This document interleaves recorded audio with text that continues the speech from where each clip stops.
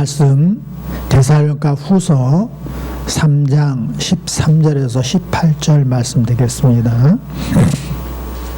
데살로니가 후서 이제 마지막입니다. 3장 13절에서 18절 함께 말씀 맞습니다. 형제들아, 너희는 선을 행하다가 낙심하지 말라. 누가 이 편지에 한 우리 말을 순종하지 아니하거든 그 사람을 지목하여 사귀지 말고 그로 하여금 부끄럽게 하라. 그러나 원수와 같이 생각하지 말고 형제와 같이 권면하라. 평강의 주께서 이때마다 일마다 너에게 평강을 주시고 주께서 너희 모든 사람과 함께 하시기를 원하노라. 나 바울은 친필로 원하노니 이는 편지마다 표시로서 이렇게 쓰노라. 우리 주 예수 그리스도의 은혜가 너희 무리에게 있을지어다. 아멘. 여러분, 지난주 동안 이렇게 한 주간 지내면서 여호와의 음성을 들으셨는지요? 옛날에 요셉은 꿈을 통해서 여호와의 말씀을 들었어요. 그리고 모세는 직접 여호와를 대면하고 말씀을 들었습니다. 그리고 다니엘과 요한은 환상을 통하여 여호와의 음성을 들었습니다. 그런데 오늘날 성경이 완성된 이후로는 여호와의 음성이 성경을 통하여 또 설교를 통하여 여호와의 음성이 들립니다. 이 여호와의 음성을 우리가 듣고 살 때에 우리 모두가 기쁨이 넘칩니다. 지난주의 말씀을 요약하면 여호와의 음성을 듣고 주님의 뜻이 내 삶이 되도록 살아야 한다라는 말씀을 같이 들었습니다. 그러면 구체적으로 여호와의 음성이 지난주에 한 주간 동안 우리에게 어떻게 들렸느냐? 첫 번째가요, 나의 부족함과 허물은 회개하고 털어버려야 하고 다른 사람의 부족과 허물은 이해해야 된다. 이런 음성을 저와 여러분이 이미 들었어요. 그리고 그렇게 행해야 할 줄 믿습니다. 주의 음성이 내 삶 되게 하옵소서. 이러한 그 모든 자세가 되어야 되지요. 상대방의 부족을 보기 전에, 허물을 보기 전에 뭘 봐야 돼요? 나의 부족함과 허물을 함께 볼 수 있어야 되고, 그걸 어떻게 해야 돼요? 다 털어버리고, 또 상대방을 우리가 대할 때는 어떻게 해야 돼요? 그걸 전부 다 이해하고 덮어주는 그런 일이 있어야 됩니다. 그래서 이걸 생활 가운데 어떻게 적용해요? 이렇게 적용한다고 그랬죠. 내가, 저를 들어서 예를 들어볼게요. 내가 예전에는 남의 허물을 보고 자꾸 흉을 봤었는데 여호와의 음성을 듣고 나서 이번 주에는 내가 남의 허물을 이해하고 덮어주었더니 제가 마음이 참 평화로웠습니다. 이렇게 교제를 나눈다라고 말씀을 드렸어요.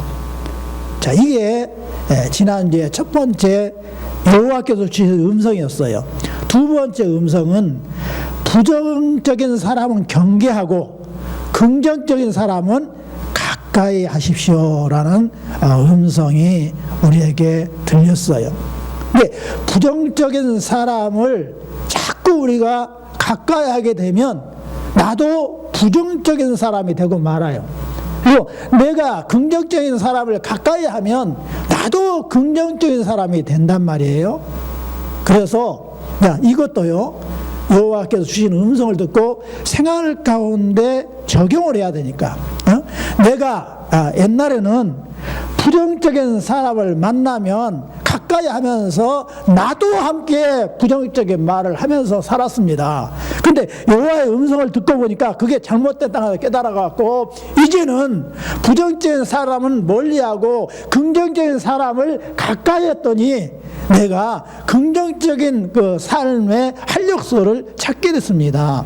이렇게 생활에 적용하면서 서로가 간증하면서 살게 되는 것이죠. 세 번째, 우리 주께서 우리에게 주신 음성이 일을 만드는 사람이 되지 말고 일하는 사람이 되어서 조용히 일하여 자기 음식을 먹으라, 이렇게 음성을 주었어요. 그러니까 이 음성을 여호와께서 우리에게 주셨으니까 이 음성을 들으면 우리가 생활 가운데 적용해야 한단 말이에요. 그래서 어떻게 적용하냐? 학생은 일이 공부예요. 그러니까 학생이 간증한다면 어떻게 간증해야 되냐? 언니 나는 그동안에 나는 사실은 맨날 핸드폰만 저녁 내내 하고 남자친구하고 저녁 내내 3시가 됐든 4시가 됐든 계속 떠들어대면서 그냥 놀기만 했어요. 그랬더니 성적이 쭉쭉 떨어졌는데 그 원인도 모르고 그냥 그랬어요. 아침에 일어날 때 막 짜증내면서 그냥 막 그냥 그렇게 옷도 다 내팽개치고 밥도 안 먹고 학교를 갔어요. 근데 여호와의 음성을 설교 시간에 듣고서 내가 이제는 열심히 수업 시간에 수업을 잘 듣고 집에 와서 일찍 와서 열심히 공부하다가 11시 이후에는 주님 앞에 기도하면서 잠을 잤어요. 그때 내 몸이 가뿐해지고 수업 시간에 공부한 것이 새록새록 생각나서 성적도 쑥쑥 오르는 느낌을 받았어요. 이렇게 간증을 하는 거예요. 그렇게 하면 듣는 사람도 어떻게 해요? 나도 그렇게 하구나. 참 맞다, 맞아. 이렇게 하면서 우리가 신앙이 성숙하게 되어 있습니다. 그래서 히브리서에서 이렇게 말씀하고 있어요. 너희를 인도하는 자들에게 순종하고 복종하라. 그렇게 우리 주님이 말씀하셨고요. 그들은 누구냐면 바로 목회자예요. 목회자들이 즐거움으로 이것을 하게 하고, 이것이 뭐예요? 바로 제대로 목회하도록 하게 하고 근심으로 하게 하지 말라, 이렇게 주께서 말씀하고 있어요. 그러니까 목회자들이 설교 말씀을 할 때에 그 설교 말씀을 여호와의 음성으로 듣고 순종하면 목회자가 어떻게 하는 거예요? 즐겁게 목회할 수가 있다. 그런데 복종하지 아니하면 어떤 결과가 나오냐? 너희에게 이익이 없느니라, 이렇게 말씀하고 있어요. 그러니까 여호와의 음성을 들었을 때에 서로가 회개하고 반성할 것 반성하면서 서로 나눔을 잘하면서 생활 가운데 적용하고 살 때에 뭐가 된다고요? 나에게 유익하다. 따라서 해봐요. 목회자의 말을 여호와의 음성을 듣고 생활에 적용하면 유익하게 된다. 유익하게 된다 무슨 말이에요? 금세부터, 지금 현재부터 주께서 주시는 복을 누리게 된단 말이에요. 그리고 나중에 주님께서 부를 때에 너 잘했다고 칭찬을 듣는다는 말입니다. 그래서 우리가 늘 교제할 때에 공식대로 해야 돼요. 나는 평소에 예배 시간에 졸기만 했어요. 그리고 헛생각했어요. 그래갖고 여호와 음성을 들을 줄을 몰랐어요. 그런데 정신 바짝 들어서 설교 말씀을 여호와 음성으로 들어서 생활 가운데 적용하기 시작했더니 내 삶이 행복하게 바뀌기 시작했어요. 이렇게 여러분 할 수 있기를 바랍니다. 그렇게 할 때 여호와께서 우리에게 복을 주시는 거예요. 그러면 자, 금주에 우리에게 주시는 여호와의 말씀입니다. 자, 우리 한번 14절, 15절 함께 같이 읽어봅니다. 시작. 누가 이 편지에 한 우리 말을 순종하지 아니하거든 그 사람을 지목하여 사귀지 말고 그로 하여금 부끄럽게 하라. 그러나 원수같이 생각하지 말고 형제와 같이 권면하라.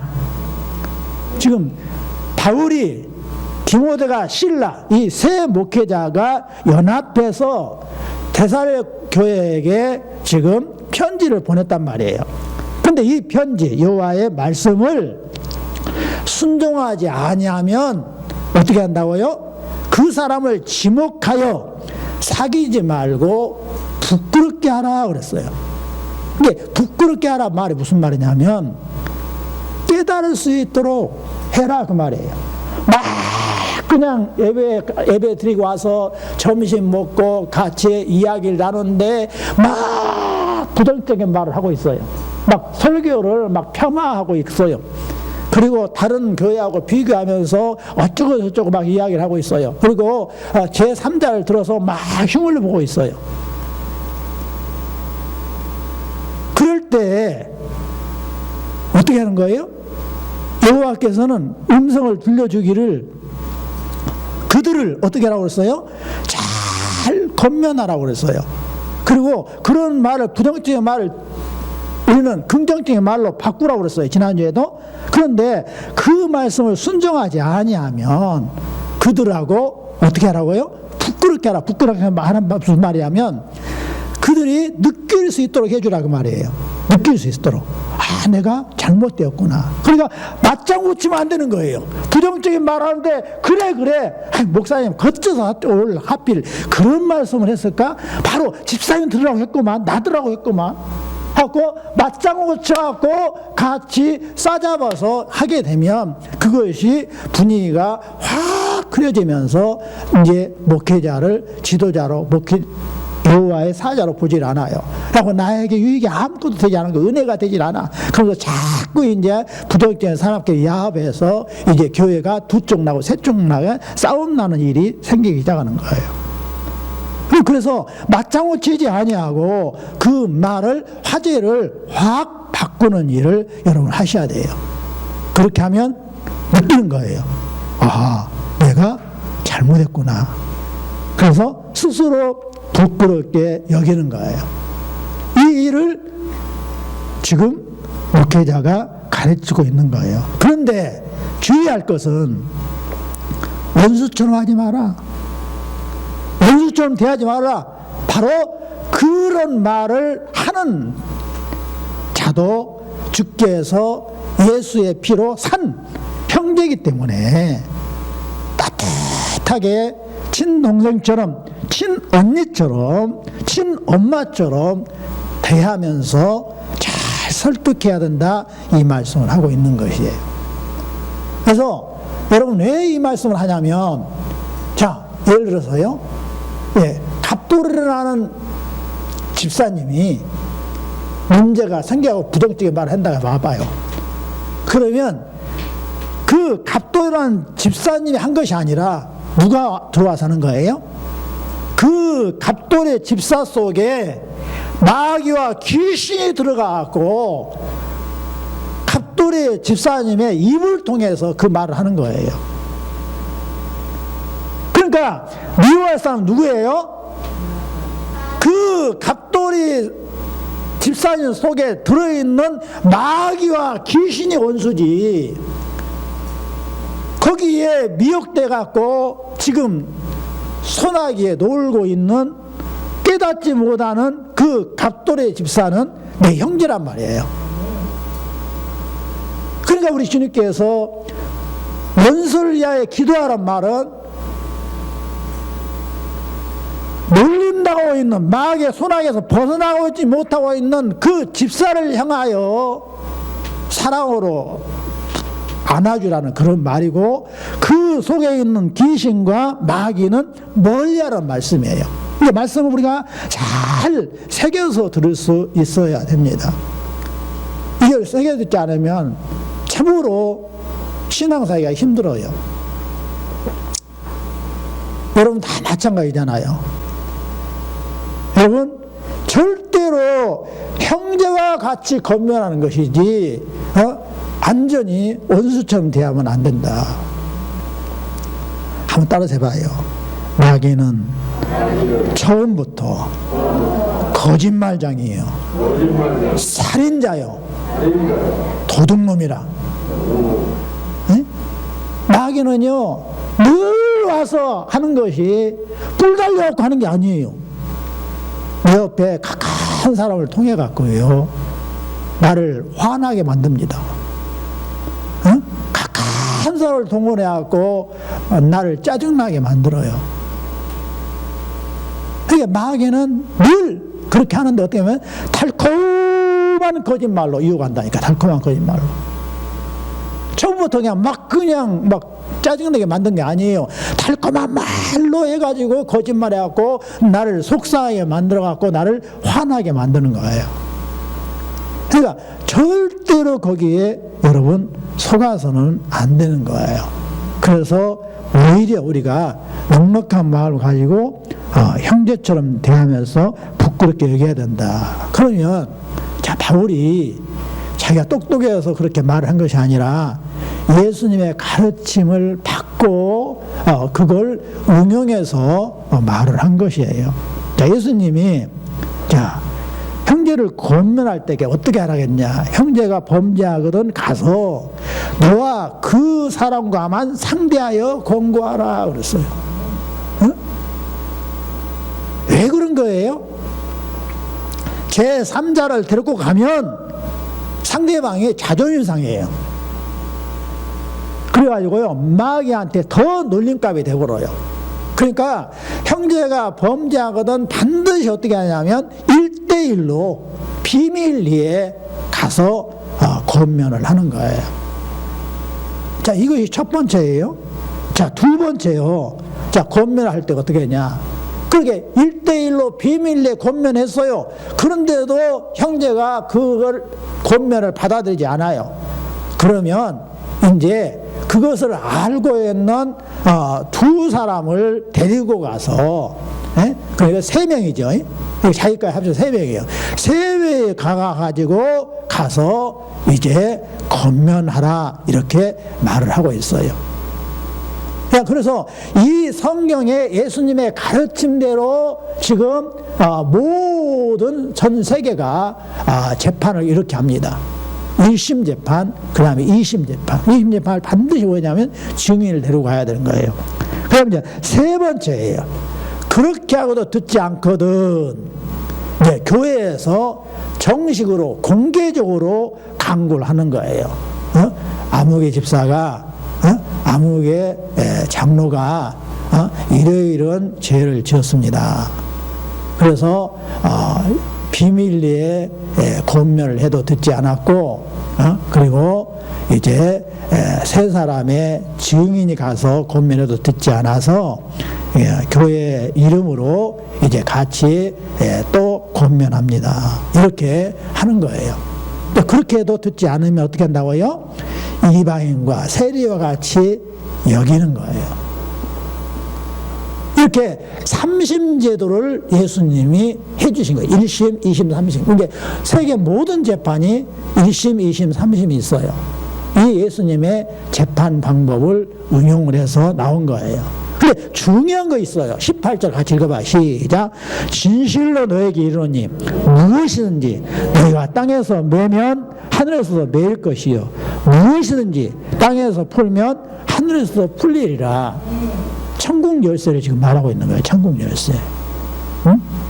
교회에 천국 열쇠를 주어졌어요. 목회자한테 천국 열쇠를 주어졌다는 사실을 여러분 아셔야 됩니다. 근데 천국을 가고 못 가고 그 말이 아니에요. 여기서는 예수 믿으면 누구든지 천국 가는 거예요.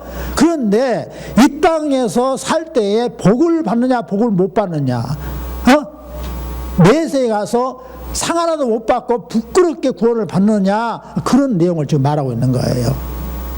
자, 교회에서요 한 번 내버리면요, 아무개 장로는 이러이러한 죄를 지어서 해결하지 아니하므로 이제 엄벌에 처합니다. 딱 해버리면 어디 가서 복 못 받아요. 그 목회자의 선포가 곧 여호와의 선포예요. 여호와께서 그렇게 하라고 말씀하셨어요. 그런데 목회자가 아무개 장로는 아무개 집사는 괜찮습니다. 다 주님의 은혜로 다 회개하고 우리와 동일하게 전통대로 믿음대로 삽니다. 라고 선언을 하면 어떻게 하는 거예요? 천국에서 싹 풀려버린 거예요. 천국에서 마음껏 여호와께서 복을 내려주시는 거예요. 목회자가 어떻게 하냐에 따라서 달라져 버려요. 근데 목회자는 그 선언을 하기 전에 삼심을 해라. 3번 거쳐서 권면을 해라. 그래도 듣지 않으면 목회자가 선언해 버렸을 때에 그 자는 복을 못 받게 되고, 그 권면에 의해서 회개하게 돼서 모두 복을 내리는 선포를 하게 되면 다 복을 받는다라는 말씀을 예수님이 가르쳐 주신 거예요. 이 말씀을 바울이 기억하면서 형제들을 권면할 때에 원수처럼 대하지 말고 형제처럼 잘 권면하라고 그렇게 말씀을 한 것입니다. 자, 바울이 데살로니가 교회 성도들에게 우리에게서 받은 전통대로 행하지 아니하는 모든 형제에서 떠나라, 이렇게 지난주에도 말씀했고 오늘 또 이렇게 말씀을 하고 있어요. 전통이 뭐예요? 여러분, 우리의 전통은 지금 예수님이 가르쳐준 말씀에 대한 그대로 이어서 믿는 거예요. 그 전통이 곧 뭐냐면 우리 교회에서 행하고 있는 거고 우리 보편교회에서 모두 행하고 있는 거예요. 곧 성경대로 믿는 거예요. 성경대로 믿는 거 뭐예요? 우리가 예배 시간 만에 고백하는 신앙 고백이에요. 신앙 고백은 삼위일체 여호와를 말하고 있어요. 삼위일체 여호와. 삼위일체 여호와. 아버지는 전능하셔서 모든 우주 만물을 창조하셨어요. 그분이 사랑하셔서 아들 예수를 보내주셨어요. 아들 예수는 우리의 죄악을 짊어지고 십자가에 못 박히는 그 고난을 받았고 아예 여호와로부터 아버지로부터 버림받아 지옥 가는 무덤에 묻히는 그러한 슬픔, 지옥까지 당하셨어요. 그리고 3일 만에 살아나셔서 하늘로 올라가셨는데 뭐 때문에 올라가셨어요? 우리가 영원히 살 처소를 마련해서 올라가셨고 그 처소를 다 마련하면 다시 내려오신다고 약속을 하고 있어요. 그래서 우리가 예수님 오실 때까지 나의 주어진 생명이 다할 때까지 성령을 믿으면서 서로 사랑하면서 죄를 용서해 준 거, 다시 사는 거, 부활하는 거 다 믿고 사는 거예요. 이것이 전통입니다. 이 전통대로 행하지 아니하는 모든 형제에게서 떠나라. 그래서 그들과 사귀지 말라라고 말씀을 하신 거예요. 그런데 어떻게 하라고요? 절대로 주의할 것은 그 속에 들어가 있는 마귀와 귀신 때문에 형제가 놀림받고 있으니까 그 형제를 잘 사랑으로 권면하라라고 말씀하는 거예요. 그러면서 히브리서 3장 3절에는 오직 오늘의 일컫는 동안에 매일 피차 권면하여. 권면하는데 어떻게 하라고요? 피차 권면하는데 매일 권면하라. 너희 중에 누구든지 제 유혹으로 완고하게 되지 않도록 하라. 이게 권면할 때 회개하고 돌아와야지. 권면을 계속 거부하게 되면 마음이 어떻게 되버려요? 완고, 바위덩이처럼 단단해져 갖고 그는 구원을 받되 부끄러운 구원, 천국에서 상 하나도 못 받는 그러한 사람이 되고 만다는 거예요. 그래서 절대로 우리는 완고하게 되지 않도록 우리 스스로를 굉장히 조심해야 되고 늘 기도할 때에 성령님 부드러운 마음을 주옵소서, 이렇게 늘 겸손해야 됩니다. 자, 그리고 우리 주님께서 주시는 말씀, 선을 행하다가 낙심하지 말라, 이렇게 말씀하고 있어요. 우리 모두가 선을 행하다가, 선이 뭐예요? 여호와의 말씀대로 서로 사랑하면서 서로 이루하면서 사는 것이 선이에요. 여호와의 말씀 따라 여호와께 싫어하는 것은 안 하고 여호와께서 좋아하시는 기뻐하시는 일은 하면서 사랑하면서 서로 도우면서 이렇게 서면서 사는 거란 말입니다. 그런데 이렇게 하다가 낙심할 수가 있어요. 왜 낙심하느냐? 선행을 비방하는 무리가 있단 말이에요. 선행을 좋게 안 받아들이고 시기 질투하면서 비방하는 자들이 있기 때문에 일하다가 그 사람 말 들으면 상처를 받아버려요. 그래갖고 하기 싫어져 버려. 또 선행을 하다가 또 어떻게 해요? 막 고난을 줘요. 힘들단 말이에요. 막 주변에서 그냥 선을 행하지 못하도록 어려움을 막 줘버려요. 그러니까 이것 때문에 우리가 낙심할 수가 있어요. 근데 여러분 또다시 말씀드립니다마는 이 비방하는 자들, 나에게 고난을 주는 자들이 누구냐? 그러면 우리 형제인데요. 교회 밖에서 우리 비난 안 해요. 교회 내에서 예수 믿는 사람께 비방한단 말이에요. 근데 그 비방하는 사람들 속에 누가 있어요? 귀신이 들어갔기 때문에, 귀신이. 마귀의 미혹에 빠졌기 때문에 그래요. 그러니까 어떻게 해요? 우리는 그 사람을 불쌍히 여기는 차원에서 받아들여야지. 액면 그대로 아무개 집사가 나를 욕하고 있다, 아무개 장로가 나를 영하고 있다, 아무개 그냥 성도가 나를 그냥 흉보고 있다라고 해버리면 마음의 상처가 커서 일하기 싫어진단 말이에요. 그러니까 낙심하지 말아야 할 또 이유가 있어요. 그걸 뭐 때문이냐면 선을 행하되 낙심하지 말지니 따라 삽시다. 포기하지 아니하면 때가 이름에 거두리라. 여호와의 약속이에요. 그냥 상처를 줬다고 그래서 그냥 어려움이 있다고 그래서 선을 포기해버리면 여러분 형제가 돌아오질 않아요.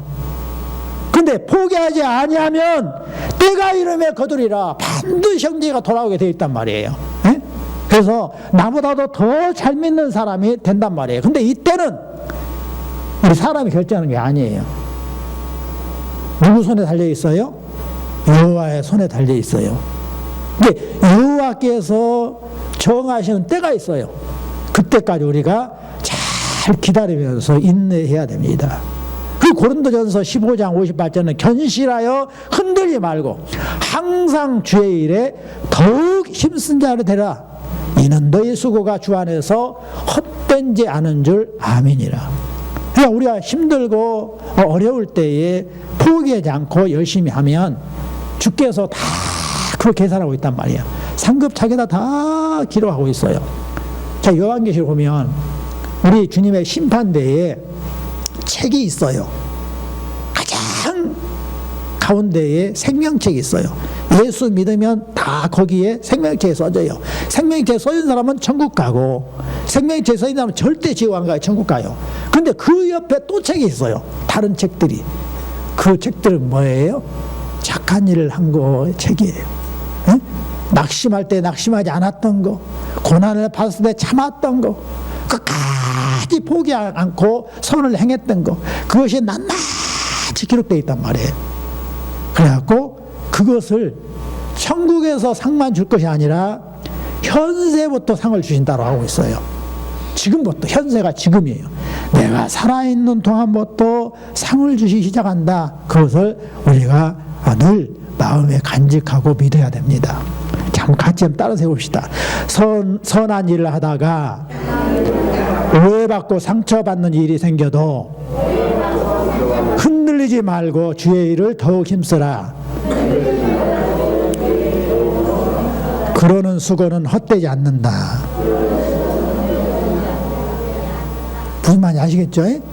자, 근데 데살로니가 교회 성도들이 칭찬을 받는 사람들이 대부분이었어요. 그러니까 바울과 실라와 디모데가 데살로니가 전서 쓸 때도 후서 쓸 때도 처음에 1장 전체를 칭찬말을 썼어요. 나는 너희 교회를 자랑한다. 믿음이 많고 사랑이 많고 소망이 가득한 교회를 내가 사랑하고 자랑한다. 너희들은 평안해서 그렇게 한 것이 아니라 고난 가운데서도 끝에 인내하고 사랑하고 소망을 갖고 믿음으로 사니까 너무너무 좋다. 나는 어딜 가서나 데살로니가 교회를 자랑한다. 이렇게 말했던 바울이 끝부분에는 지금 자꾸 권면을 하고 있단 말이에요. 잘못된 점을 권면하고 있어요. 왜 그러냐? 바울이 설교한 것을 데살로니가 성도들이 오해를 해버렸어요. 어떤 설교를 했냐면 우리 사도행전의 정통 신앙 그대로 예수님께서 재림한다. 재림이라면 예수님께서 다시 이 땅에 오신다. 예수님 다시 오시면 세상이 끝나는 거예요.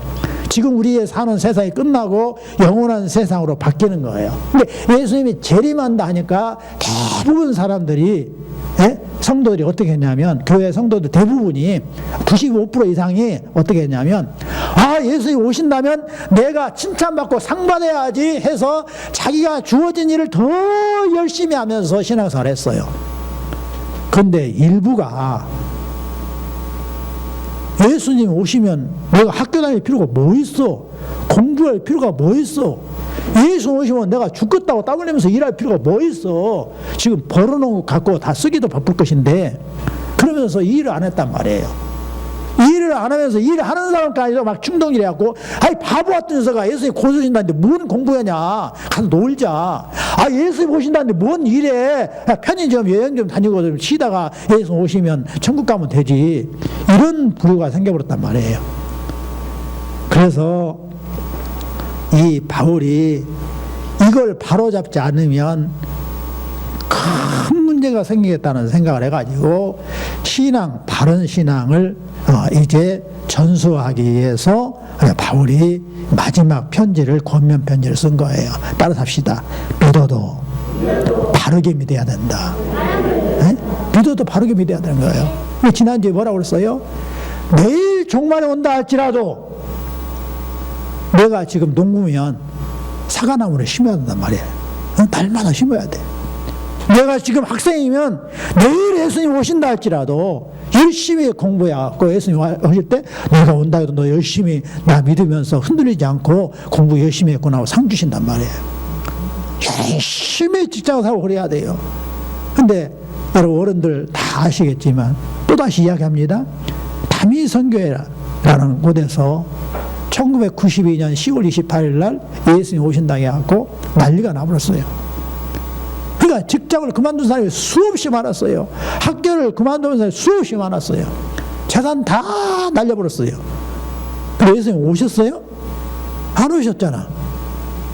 예수님 그렇게 살아라고 그랬어요? 아니에요. 따라 해봐요. 내가 올 때는 밭을 갈다가, 다시 말씀합니다. 두 사람이 밭을 갈다가 한 사람은 데려감을 당하고 한 사람은 버림을 당하느니라. 빼봅시다. 맷돌. 내가 학생들 맷돌을 잘 모르는데 방앗간이야, 방앗간. 보리를 까는 거예요. 밀가루를 만드는 거예요.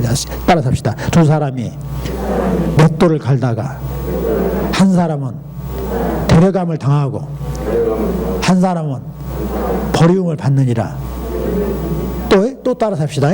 두 사람이 길을 가다가 한 사람은 데려감을 당하고 한 사람은 버림을 받으리라. 다 뭐하는 현장이에요? 일하는 현장이에요.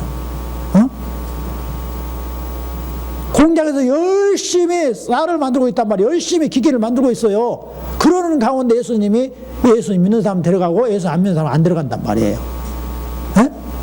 열심히 지금 길을 가면서 여행 가이드를 하고 있어요. 한 사람은 예수님 믿는 사람은 데려가고 예수 안 믿는 사람은 버림을 당한다니까요. 그럼 그것을 여러분 잊지 마셔야 돼. 열심히 일하는 가운데 주님이 오시는 거예요. 그래서 주님의 가르친 대로 하셔야 돼. 그래서 바로 믿는 거예요.